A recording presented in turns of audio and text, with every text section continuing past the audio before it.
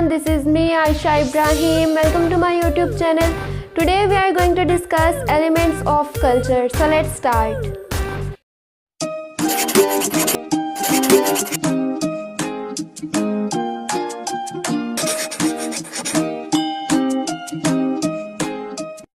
हमारा जो आज का लेक्चर है वो है एलिमेंट्स ऑफ कल्चर। एलिमेंट्स क्या होते हैं कल्चर के? वो तमाम एलिमेंट्स या वो आंसर जो मिलके हमारे कल्चर को बना रहे होते हैं। ऑलमोस्ट ये जो एलिमेंट्स हैं हर कल्चर में कॉमन होते हैं। हर कल्चर में कुछ ऐसे एलिमेंट्स होते हैं जो मिलकर कल्चर को बनाते हैं। तो आज हम डिस्कस करेंगे एलिमेंट्स ऑफ कल्चर को। फर्स्ट है लैंग्वेज। लैंग्वेज हर कल्चर का एक बेसिक पार्ट है। हर कल्चर में ये एलिमेंट पाया जाता है। हर कल्चर की लैंग्वेज है वो डिफरेंट होती है। अगर आपने किसी भी कल्चर को अंडरस्टैंड करना होता है तो आपके लिए ज़रूरी है कि आप उस कल्चर की लैंग्वेज को लर्न करो, क्योंकि जब तक आपका उनके साथ इंटरेक्शन नहीं होगा तब तक आप उनके कल्चर को अंडरस्टैंड नहीं कर सकते। और इंटरेक्शन जो है वो हमारा बेसिकली लैंग्वेज के थ्रू हो रहा होता है।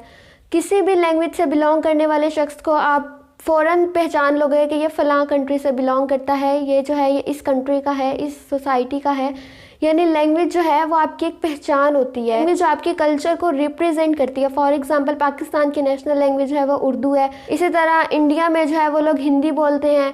चाइना में चले जाएं तो वो चाइनीज़ बोलते हैं। यानी लैंग्वेज जो है वो हर कल्चर को रिप्रेजेंट करती है। नेक्स्ट है रिलीजन। किसी भी सोसाइटी में रिलीजन जो है वो बहुत अहम किरदार अदा कर रहा होता है उस कल्चर को शेप करने में। कुछ सोसाइटीज़ ऐसी भी होती हैं जहाँ रिलीजन नहीं होता लेकिन वहाँ रिलीजन के असरात मौजूद होते हैं। जैसे हम चाइना की बात करें तो वहाँ कहा जाता है कि वहाँ का कोई रिलीजन नहीं है, वो किसी रिलीजन को फॉलो नहीं करते, लेकिन बुद्धिज़्म का जो है कॉन्सेप्ट वहाँ अभी भी लोग जो है उसको मानते हैं। पाकिस्तान का जो रिलीजन है, अगर हम पाकिस्तान के रिलीजन की बात करें तो इस्लाम है। पाकिस्तान में मेजॉरिटी मुसलमानों की है तो वो इस्लाम को फॉलो करते हैं। अगर आप इंडिया की तरफ चले जाएं तो वहाँ हिंदुइज़्म है। इसके अलावा और भी बहुत सारे रिलीजन हैं, जैसे क्रिश्चियनिटी हो गया, बुद्धिज़्म हो गया, जुदाइज़्म, इस टाइप के बहुत सारे और भी रिलीजन हैं। तो रिलीजन जो है वो आपके कल्चर को बनाने में बहुत अहम किरदार अदा कर रहा होता है।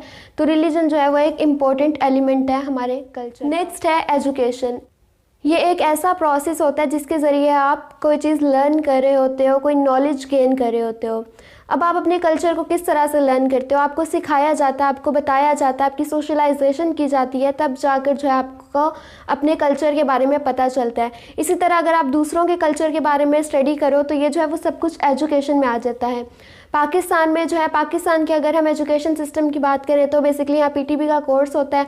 किसी भी मतलब अगर आपने कंट्री का देखना है कल्चर तो वहाँ आप एजुकेशन सिस्टम में ये देखते हो कि वो क्या पढ़ते हैं, उनकी मतलब बुक्स किस टाइप की हैं, उन्हें क्या तालीमात दी जाती हैं उनके रिलीजन से रिलेटेड, उनका एजुकेशन सिस्टम कैसा है, एजुकेशन कितने लोग एजुकेटेड हैं, कितने लोग एजुकेटेड नहीं हैं, उनका मयार तालीम कैसा है, ये सब जो है ये एजुकेशन में स्टडी किया जाता है।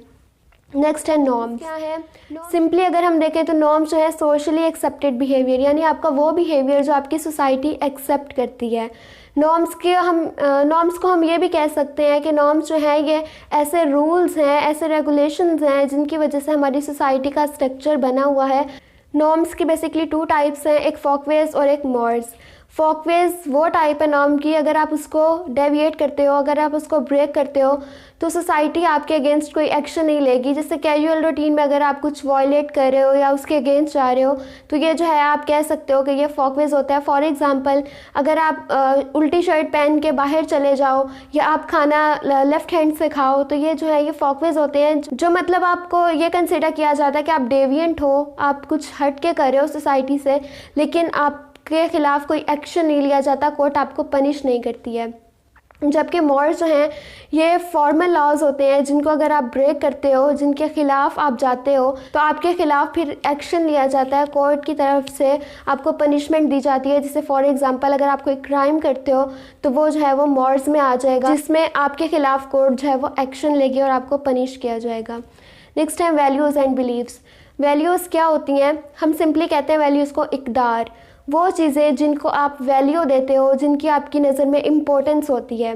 वैल्यूज़ क्या होती हैं? सोसाइटी में जिन चीज़ों को आप अहमियत देते हो, जो आप कहते हो कि ये होना चाहिए, या जिस चीज़ को आप सही कहते हो वो जो है वो वैल्यूज़ होती हैं। जैसे फॉर एग्जांपल हमारे यहाँ एक वैल्यू है कि बड़ों का अदब करना है, आप कहते हो कि ऑनेस्टी होनी चाहिए, करप्शन नहीं होनी चाहिए, हर बंदा एक दूसरे के साथ जो है अच्छे से बिहेव करे, ये सब वैल्यूज़ हैं जो आप कहते हो कि ये होना चाहिए और ये चीज़ अच्छी है। यानी आपको अच्छे और बुरे में फ़र्क बताती है वैल्यूज़ के, ये चीज़ करनी चाहिए, ये नहीं करनी चाहिए, ये अच्छा है, ये बुरा है। तो ये होती है वैल्यूज़ जिनको आप इम्पोर्टेंस दो। फिर है बिलीव्स। बिलीव्स क्या होते हैं? यकीन।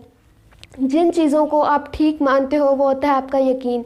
यानी जो आपकी नज़र में ठीक है, ये एक ऐसी स्टेटमेंट होती है या एक ऐसा ओपिनियन होता है जिनको आप कहते हो which holds to be true, जो आपको लगता है कि ये ठीक है। जैसे हमारा यकीन है कि अल्लाह ताला एक है, हम उनको मानते हैं, उन्हीं की इबादत करते हैं, तो ये जो है ये हमारा फेथ है, हमारा ईमान है कि अल्लाह ताला एक है। तो ये हमारे बिलीव्स होते हैं, ये हमारे रिलीजन की बेस पे बनते हैं बेसिकली।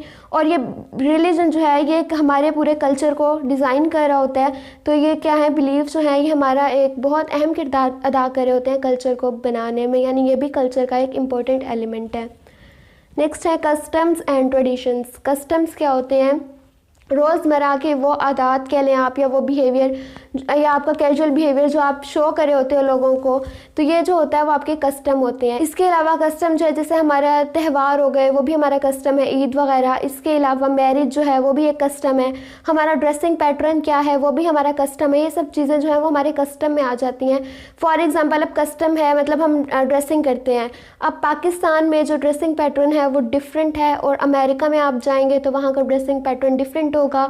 अगर आप इंडिया में जाएंगे वहाँ का ड्रेसिंग पैटर्न डिफरेंट होगा, लेकिन पाकिस्तान से काफ़ी हद तक मिलता जुलता होगा। तो ये क्या है? डिफरेंट ड्रेसिंग पैटर्न्स हैं डिफरेंट सोसाइटीज़ में। तो ये हमारे कस्टम्स होते हैं। और अगर ये कस्टम्स जो है हमारे आबाओ अजदाद से चले आ रहे होते हैं, एक जनरेशन से दूसरी जनरेशन में पास हो रहे होते हैं, तो ये होती हैं ट्रेडिशंस। यानी कस्टम्स का एक जनरेशन से दूसरी जनरेशन में पास होना ट्रेडिशन कहलाता है। नेक्स्ट है आर्ट और लिटरेचर। आर्ट और लिटरेचर क्या है? किसी भी सोसाइटी का कह लें म्यूज़िक, वहाँ के इंस्ट्रूमेंट्स, आर्किटेक्चर, और इसके अलावा वहाँ की बुक्स और पोइट्री, ये सब चीज़ें जो हैं वो उनके आर्ट और लिटरेचर में आ जाता है।